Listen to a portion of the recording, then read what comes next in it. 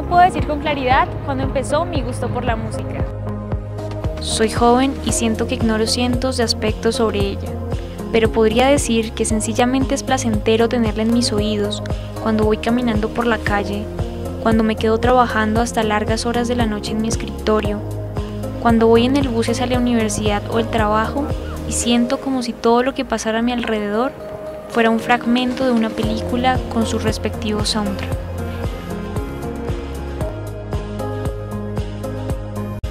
En mi cabeza tenía un revuelto de todo. Hoy me cuestiono sobre cada uno de esos géneros que escuchaba por ellos y los que posteriormente empecé a escuchar yo. Y me doy cuenta que siempre escuché artistas de otros países y me pasé por alto los de mi propia ciudad.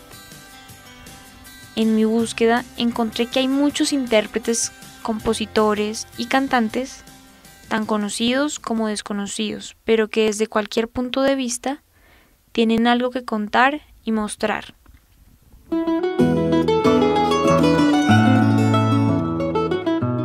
La música andina colombiana es una de las músicas que representa nuestra identidad. Se ha hablado mucho ya de que es la música que inicialmente se acogió como la música a nivel nacional, especialmente a principios de 1900. Era la música que representaba sobre todo las élites del país. Posteriormente tuvo una serie de procesos que transformaron las lógicas de construcción de esta música colombiana, ¿cierto? Inicialmente fue reconocida como esta música que, como les mencionaba, representaba la identidad del colombiano, entre otras cosas porque era la música que se relacionaba más directamente con la academia, desde que Pedro Morales Pino fue reconocido como la persona que empezó a escribir las partituras de música andina colombiana, bambucos, pasillos, guabinas, toda esta música.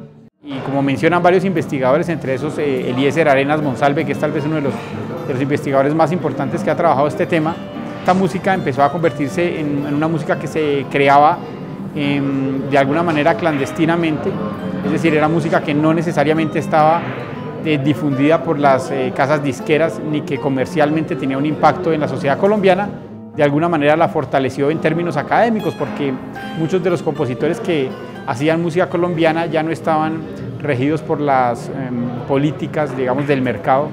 Este formato lleva unos 100 años desarrollándose más o menos desde el trío de los hermanos Hernández de Aguadas Caldas, un trío paisa que son un grupo muy importante y pionero de este formato de bandola, tiple y guitarra.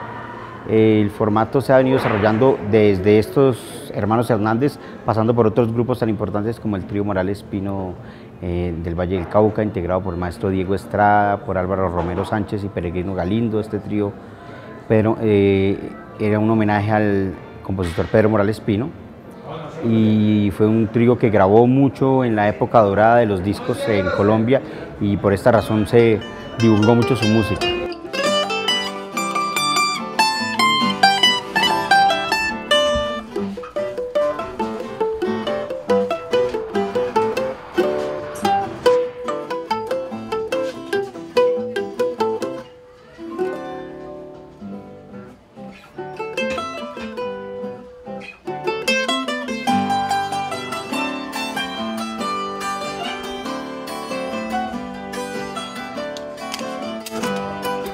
Bueno, Palos y Cuerdas es una agrupación, un trío típico de la región andina colombiana, bandola, tiple y guitarra, que fue fundada en la ciudad de Tunja aproximadamente en el año 1995.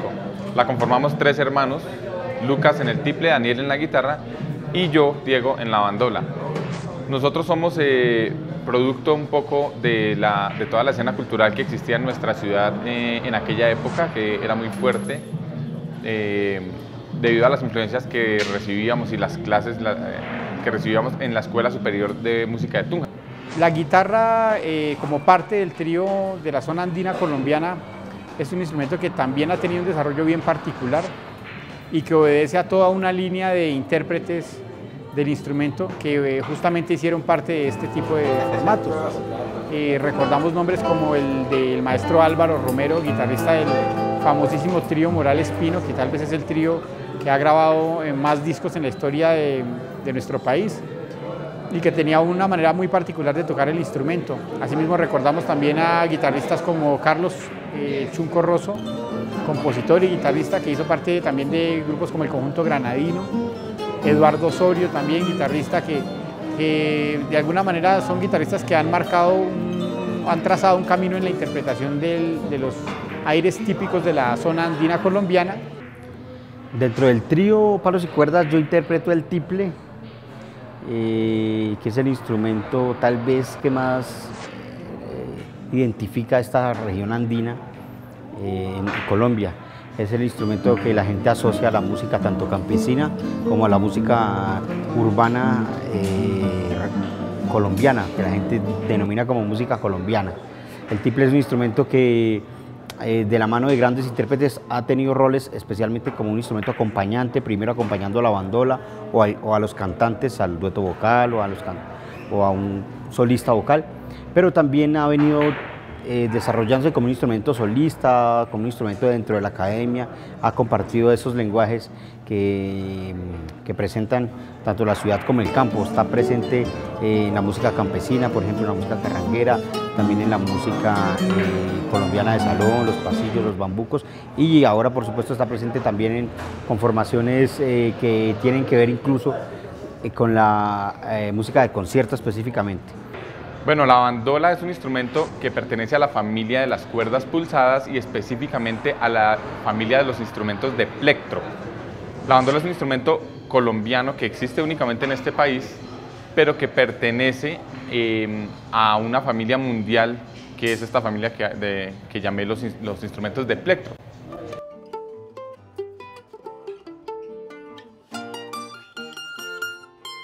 Casi que en todos los países del mundo se encuentra por lo menos un primo o un primo hermano o instrumentos familiares a nuestra bandola andina colombiana.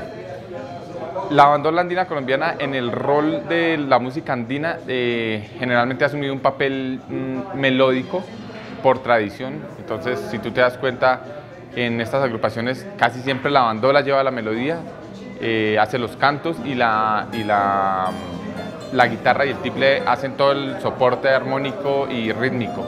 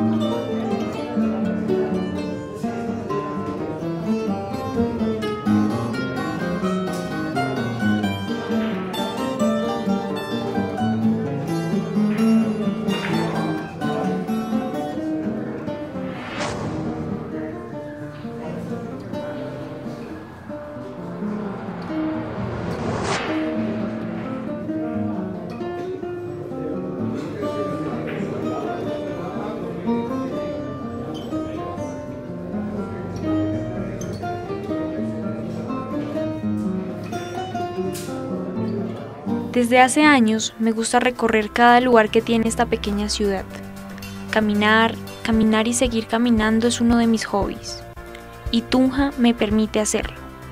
Tiene una riqueza histórica impresionante, y más allá de los lugares tan conocidos que nos aparecen cuando buscamos en Google sitios para conocer en Tunja, tenemos espacios que quizá no son tan conocidos, pero que son los que hacen de la ciudad lo que es. Una ciudad llena de tesoros escondidos.